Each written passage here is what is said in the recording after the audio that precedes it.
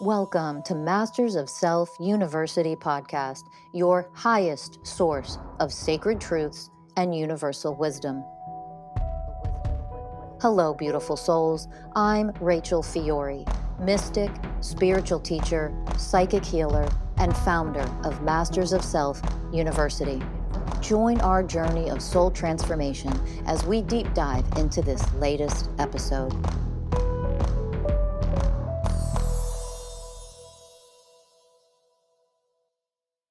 Hello, everyone, and welcome to another episode of the Masters of Self University podcast. I'm your host, Ellie Lee. And I'm your host, Danny Morley. And today, Ellie and I are going to be talking about how the more that you heal, you actually become more sensitive. So when we say the word sensitive, we're not talking about, emotionally sensitive. We're talking about how your ability to sense energies, your ability to sense things within yourself, within the environment. And this is a sliding scale. So everyone they bring with them a nervous system into this life, and they have a certain level of sensitivity that they are, right? So that's a sliding scale. It's not like you're either highly sensitive or you're not. Everybody falls somewhere along this spectrum. Somewhere along that spectrum, there's going to be you and your nervous system. Now, it doesn't matter how much you heal in this lifetime, you cannot heal away your sensitivities. Your sensitivities are literally a superpower, your ability to be able to perceive and feel different subtle energies. When we're disconnected from our power, that's an extremely challenging thing, which is what we're going to go into today, is like when you aren't connected to your power, and you're being triggered by something, it's like, I'm feeling this energy and it's activating all of these wounds. And then normally what that leads to with a lot of people is, I just want to escape. I want to avoid. I don't want to feel this because it sucks. But when we, through this path of awakening and authentic awakening, when we're walking this true mystical path, it's about embracing that part of us and connecting to our power so we can become more sensitive, so we can feel certain things and understand what they mean in our lives, and interpret things and translate the energies. One of the cool things I always love about this work is the more that you heal, it's like you get what's that thing they had in Egypt? The thing that the Pyramids?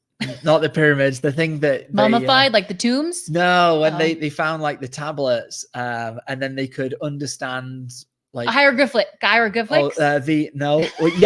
there. It's to understand. It's to understand the hieroglyphics. The Rosetta Stone, right? Once they found the Rosetta Stone, they could go back towards all the hieroglyphics and they could decode them, understand them. And the work that we offer at MSU, that's what it's allowed for me in my life. It's like it's allowed me, this Rosetta Stone, to go back and understand all these energies that I've been feeling my whole life. It's like, that's what that means. That's what that means. I remember feeling this my whole life whenever this would happen, but I never knew what that was. I was unconscious to it. And so the more that we heal, one, through this work, we're raising our level of awareness, but also we're also going to allow those sensitivities to come online more. Now, Ellie and I are both highly sensitive, and you could probably even say hypersensitive beings, which we'll get into today. But this podcast isn't just about that. It's about anybody on this walking this earth. Their nervous system responds to energies in a certain way. And the more that we heal, we're clearing out all of the wounds which are blocking our own personal sensitivities. Not everyone is highly sensitive. Not everyone needs to be highly sensitive, right? But the more that we heal and we're clearing out these wounds, we can allow our true sensitivities to come online. And you just today had an experience with this, right? Oh yeah, with coffee. I've obviously been blocked for a really long time. And so even I could never really feel what caffeine did to my body. And so the only way that I could really feel caffeine was I would have to take something like a crackhead. But I used to take 6 to 8 espresso shots just it's insane. just to feel like, this is what caffeine does. And I've been weaning off coffee a lot. I definitely don't drink it as much anymore. It doesn't make me feel great. But today, I hadn't sleep well last night. So I went and got a double shot, just 2. And for the first time, I was like, whoa, I'm hyped right now. And I was like, oh my God, I'm healing because now I can feel what caffeine does to me. And, this is something that I really want to discuss as you were talking, because I've made a couple of videos on my Instagram talking about being a highly sensitive person and how it's our superpower. And a lot of people got triggered by that, right? Because a lot of people who are highly sensitive, their entire life, me too, have gone through, why am I like this and what is wrong with me? And I don't want to be like this, because we are not the majority, right? So when you're not connected to your power, you see it as a weakness, right? Nobody wants to be this sensitive when you're not connected to your power, because then you can feel how different you are, how lonely it is, how you don't understand why other people are like this. And when I tell you we need to reiterate this and emphasize this, it is your superpower. We are meant to be the leaders of the new world, but that only comes as we begin to heal all the wounds that block us from feeling that power and connecting deeper to our true selves. And for me, like growing up, I was always like, I could just feel people, or like I could feel slight shifts in like the way they would like get affected by somebody's comment, or like, and I would sit there and I would not understand how the person that, like, let's say said something that was offensive to someone didn't catch the fact that like that hurt them. Right. And the fact that I saw that made me feel like, am I just making this stuff in my mind? And am I like nuts? Because I could see that what you just said shifted that person, and yet you're not acknowledging that. And so that made me feel like very alone in that sense too. And like I had to learn how to like shut that part of me off too, because I didn't like how I could feel everything and everybody. And it never seemed like people understood me. Or even when I did say that, people like, no, I didn't. Or like, no, that's not what it is. And I'd be like, oh, okay, I guess there's something wrong with me. And now seeing it's like, no, I was just attuned to subtle energies constantly. And now I see it as like, it's such a gift. And I think as coaches too, when we can see a slight shift in somebody, we can feel that. It's like, oh, what's going on right there? What program just came up for you? And that. And now I really see it like, man, like what a gift. And Rachel always talks about how you want a doctor who's highly sensitive versus a doctor that's not highly sensitive, right? Not because one is better, but because one doctor can attune to everything that the other doctor is not attuned to, which means we could probably help them more, right? And so, yeah, it's just been such a journey of really accepting that and loving that and being like, yeah, my soul came here as this for a reason. So let's find out the reason. And it's becoming more and more clear to me as we go down the journey. Yeah, beautiful. And what's talk about this with coffee. Like, I know you already mentioned, you had a double shot today. So what was it like? What did you experience today? I just drank it and all of a sudden I just felt super energized and super hyper. And I was like, oh, is this what caffeine does to people? Like right now I can feel the caffeine. I'm just like hyped. I feel like I can do anything. I didn't sleep last night. So I was like, just need this, right? Just because I have a long day today. And just to feel the caffeine, I'm like, whoa, like I have not felt like this since probably 4 years ago when I had 8 shots of espresso. I didn't make it to 8. I probably had like 6, but that I was shaking at that. But this is just like, oh, this is why people drink coffee. Now I can feel it. And it's exciting because that means like, okay, like now I'm attuning more to like my sensitivity. So yeah, it's cool. So what's changed? Like what's changed between, I mean, I want to say yesterday and today, but really the last, because it doesn't happen. It's not an overnight process. The last couple of months or within the last year, what's changed? I think I've just been doing a lot more work on myself and just, I think there was a period of time, especially in this year, where so much stuff was coming up that I really was running a big avoidance program and I didn't want to go into like even a fourth of the stuff that was coming up. It was just too much. And now it's like, no, I'm ready to go into it. Like even this morning, like, wow, like Danny and I had a really long day yesterday and we were triggered left and right, left and right, left and right, left and right. And this morning I woke up and I was like, I have so much to go into. And I could feel this program running of like, why do I have so much to go into? And like, I hate this. And I call myself, I was like, bro, when you think of this journey like that, it will always be a nuisance. It will always be a burden. It will never be what it could be. And then I had this shift where I was like, see this opportunity. There's so much stuff coming up because there's all these beautiful opportunities for you to heal these aspects and like become more powerful. And then I was like, oh, I'm super grateful for how much I was triggered yesterday. And so I am just constantly falling more into being grateful for every time I'm triggered and when there's more to heal, because what it equates to is, oh man, now I'm becoming more sensitive. Now I'm attuning more to subtle energies. And like, that's so exciting. And that's a part of, our superpower. And like, I know that we are all super powerful beings and I know that this work is leading to that. And so, yeah, I think that was like the big shift for me.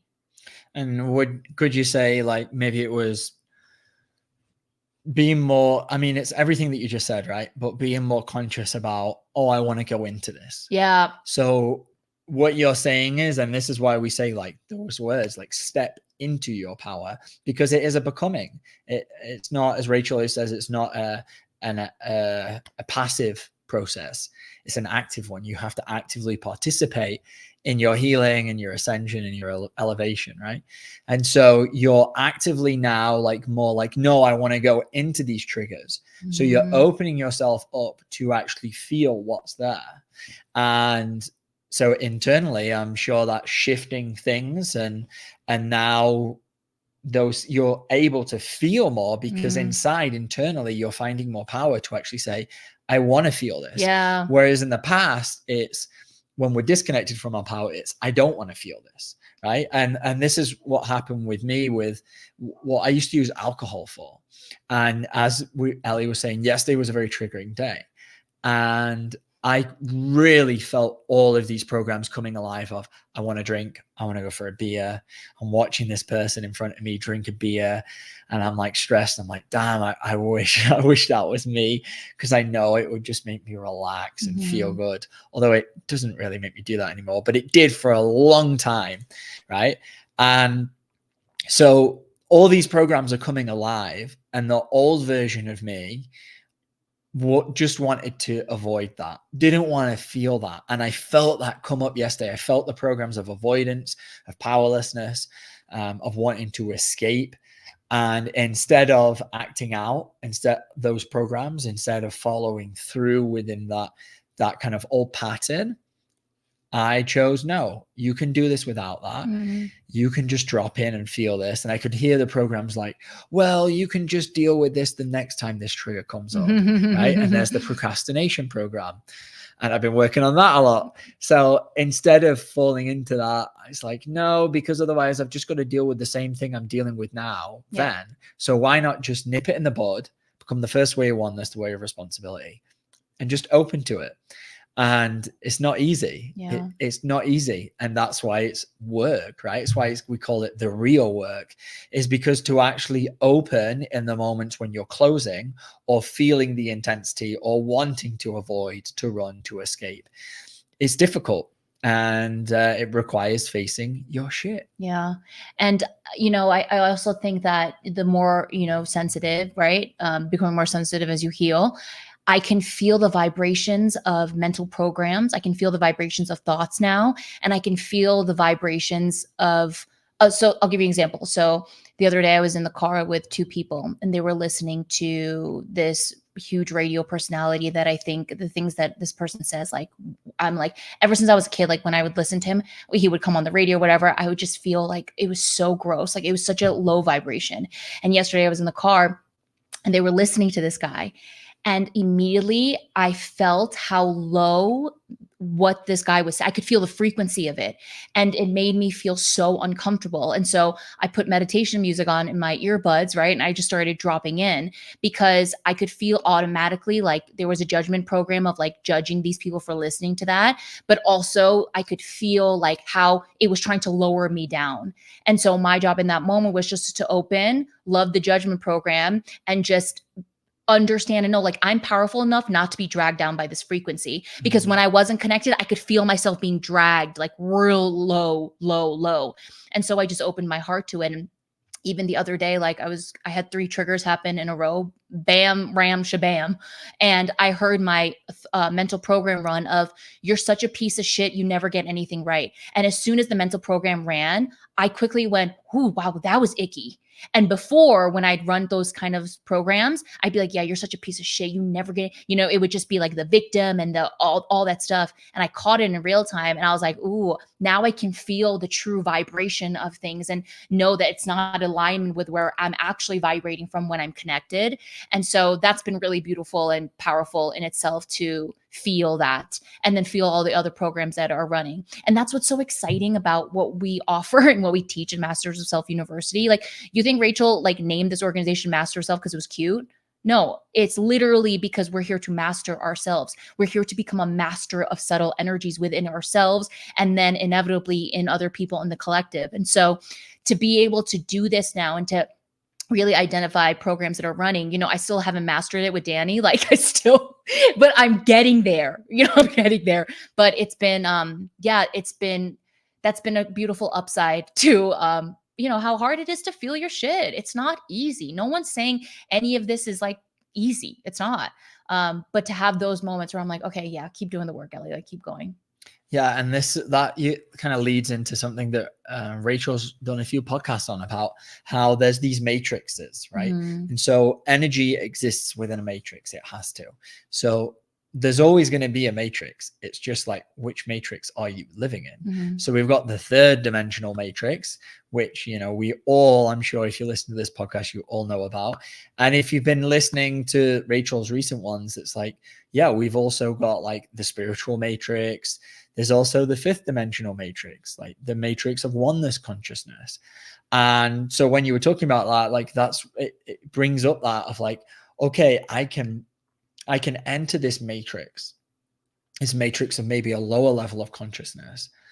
And that's going to bring up all of my stuff that are still vibrating within that frequency and part of that particular energetic like matrix makeup kind of thing. And I can let those play out, as you said, like you just let the shame take over. Or in that moment, I can choose, okay, this is my moment. I want to elevate out of that. Yeah. And elevating out of that doesn't mean to escape. Mm-hmm. It doesn't mean to run away. Raising your vibration doesn't mean to escape the lower vibrations. It means to take the lower vibrations, embrace them wholeheartedly, and transform them with the love and light that you are. And that's how we do this ascension process. That's how we then dismantle that third dimensional matrix, right? We become love in that moment. We drop into our heart. We embrace all of the lower vibrations with our heart, and we allow the alchemy to happen. And then from that, we are we're raising our vibration. We're becoming that higher vibration. And we're able to enter into that fifth dimensional matrix, the matrix of oneness consciousness. And we do that through our heart. It doesn't come from out there. It's not like, oh, those people over there are living in the fifth dimension. I want to go live with them. No, it's like we all have to embody it within our own heart. And when we do that, we will alchemize that old paradigm, that old third dimensional matrix of fear, of separation, of scarcity. And we do it through moments like this, like when you're in the car and you're hearing somebody like maybe not say the nicest of things. Do we fall into the judgment? Yeah. Or do we recognize, oh, I'm running some judgment. Let me heal this and alchemize this and elevate. Mm-hmm. Yeah. And, Danny beautifully has reflected back to me, like these past 2 weeks, I've been pulled into two very old matrices, right? Of a relationship and family. And you beautifully said to me yesterday, like, I didn't recognize you in both of those scenarios and situations. And it's so, I didn't even recognize it until he called me out. I was like, oh my God, you're right. Like, who was I even in those moments and in those interactions? And it's like, I was pulled into these old matrices, and then I was running the same programs that I used to. Can we break that down? Would you go into it a little bit? No, it's fine. Yeah, of course. Yeah. Yeah. So one of them was with an ex-boyfriend, being pulled into that old matrix and that old dynamic. And Danny yesterday was like, what happened to you? Like, as soon as you started conversing with him, like, you slipped into this like version of you I've never seen before. And I was like, oh my God, like I didn't even realize like the things that I was doing or the things that I was saying and what programs I was running, because I just like unconsciously went into that matrix and then just became that, wore that costume that I've worn for so long with him that I wasn't even aware that I had become someone that I'm really not in that moment. And it was like, I think in that moment when I was pulled into that matrix with my ex-boyfriend, I was not connected to my true self. And I was just letting, all the old programs just run on autopilot. And it wasn't, I didn't like who I was showing up as, And I really feel that whenever I go into a bar And I have to really be conscious of like when you enter that place that you used to live in and you used to be so familiar in, it can be so easy to just revert to those old ways. And you've got to like really have that like, okay, I'm probably like, this is a great example is going to see your old family or old friends. I'm probably going to be pulled into the old version of me, and that's okay. I just have to become aware of that in the moment and then still choose to continue to elevate, continue to grow, continue to heal what's there. And that's what gives us the freedom to really thrive and become the greatest loving version of ourselves. Yeah. And that's why, the healing journey is so easy when you're just doing a solo dolo and, family is not coming in or friends are not coming in. You don't got coworkers. Like it is easy to go live off in a mountain, in a cave and, be off grid and, elevate. But there's only so far that you can go. It's only when all of these old matrices and these old people come in where it's like the next level and the next level and the next level. And so there was this moment as you were reflecting back to me of like the family matrix that I went to, the ex-boyfriend, where I was like super hard on myself. And I was like, Ellie, that's not love. Yeah. Because you're learning. And it's not like I've been doing this for like years right now. It's like, no, now I'm seeing it. I'm noticing it. And like, I was pulled into like an old, family matrix last week.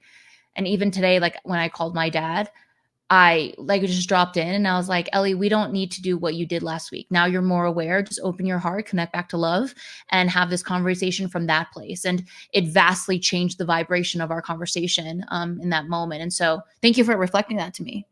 My pleasure. Yeah. It's beautiful. That's a hard thing to do sometimes in partnerships because sometimes we can see our partner who is slipping into something that, they might not realize they're doing, and they might be showing up not in a place of like authenticity or love or power. And I had one of the things I had to juggle with is like, okay, when's the appropriate moment to bring this up and reflect it? When is the right time to say something? Am I supposed to say this in the moment? Probably if you're running those programs, it would probably trigger a bunch of defensiveness. And like, I'm not here as your partner to point out obviously what's wrong. Like, that's not what we do, but we are here to have like real, powerful, raw and vulnerable and honest conversations and being like, hey, would you like to hear kind of like what I've seen? And with the family thing, like, it was like, I just gave you the space to work through it. And that was definitely the right thing. And there's never a black and white answer on what we should do or shouldn't do. It's all case dependent. It's super nuanced. So the answer always lies with, wait, let me connect to my heart. Let me connect to my divinity. What does it feel? What do I feel like I need to do in this moment? And then live from there. And then if that's the wrong decision, if I do show up and I'm like putting something in your face and, then have the awareness to realize, that maybe wasn't the right decision. And then I can learn from that and bring that into the next interaction that we have. Yeah. Beautiful. Yeah. And the energy you came from was never this energy of like, let me call you out and here's what you need to see. The only way that I didn't run a program when you called it out to me was because you were in this very powerful, grounded energy of like, hey, just want to point this out to you. And so that allowed me to really have clarity and see it from. And I'm sure I've done that in the past where I don't know, have I come from that? I'm sure sure you have. I'm sure I have. But these past 2 times you didn't. Yeah, I'm sure I have. And I've definitely, it's difficult when you start to like see things in other people, you want to like save them, right? And this is almost like what you were working through is like, you could see all this stuff within your family and you just want to save them. And ultimately that they can only save themselves. No one, you can never save somebody else. Like we can only save ourselves. So that is just a projection of powerlessness. If we're in that, I need to save them. They need saving, right? Yeah. Now that you bring that up, I have to go into that more. That's definitely showing up when I get pulled into these old paradigms of like, there is this part of me that's like wanting to save people. And so like, what is the deeper meaning of all of that? What's the deeper wound here? Because I definitely show up disempowering people for sure. It's something that I run. It's something that was done to me growing up a lot, but yeah, there's something with wanting to save people. So thank you. Yeah. That'll be my next drop in. Yeah, you're welcome. Yeah. So to anyone out there, you will become more sensitive as you heal on, especially on a physical scale. For us too, like with food, it's been brutal. I've had to grieve my relationship with 99.9% of the food out there. But just know that you're becoming more powerful as you do it. And so there are going to be things that, yes, have to go, but what's on the other side is like 10 times more magical. Yeah. And whenever we're talking about like being more sensitive, it's not the idea of what patriarchy deems as sensitive, right? This idea of being sensitive isn't, I mean, what patriarchy would want everybody to think is, oh, if you cry, you're a sensitive girl, right? And that's not what we're talking about here. Yeah. The more sensitive you become, the more ability you have to sense. It's that simple. Look at the word sensitive. It's like, I can sense that. Whether or not you're connected to your power and emotionally fragile, that's something different. Emotional fragility is the inability to actually feel the whole range of emotions. And just normally it's seen a lot in men not being able to feel anything and then skipping straight to anger because that feels somewhat powerful. Yeah. That's emotional fragility. Very different to being more sensitive. But it is really important as you're becoming more sensitive to recognize the programs of powerlessness, helplessness, the victim consciousness, the hopelessness that come with the sensitivities. Because with those new sensitivities that come online, sometimes it can trigger that, oh, well, now I'm more sensitive. I'm seeing energy in a different way. I'm feeling energy in a different way. And I don't like it. And then here comes some resistance and, oh, well, me, I'm the victim. When that needs to be healed so that those sensitivities can be honed and used as an amazing gift that you're bringing to this lifetime. Yeah. And as I said earlier, it's a full spectrum. It's not like, well, you're either sensitive or you're not. There are such thing as highly sensitive people. We've mentioned it a lot in this podcast, about 20% of the population. But this is a spectrum. And the more that you heal, you might not think you're a highly sensitive person. You might go through a massive healing journey and realize, actually, I was really sensitive. I've just been stuffing it all down because I was so disconnected from my power. And if I'm so disconnected from my power, I'm not allowing myself to feel anything, then of course the sensitivities you can't feel. And I mean, with food, this shows up constantly with us. Like the more that we heal, the more we realize the energetics of food and what we can and cannot eat. It comes through in crowds. It comes through in different medicines, plant medicines, cacao, coffee, you name it, cannabis. The more that you heal, the more you can really feel like the energetics of what's happening. And it's a superpower. Yeah. And, for me too, and Rachel talks about this a lot in her book, Mason's Way, the 20 Universal Ways of Oneness. But, when I read that, I was like, oh, I think I'm a hypersensitive empath because I feel so deeply for like things in nature and animals and like ants and things like that. And I, can feel just how much I don't want them to suffer or feel pain and all of these things. And so there are varying degrees of how sensitive you really are. And so if you guys are interested, definitely check out the 20 Universal Ways of Oneness by Rachel Fiori, because there's a lot of information about people like us in that book. So yeah. Beautiful. Yeah.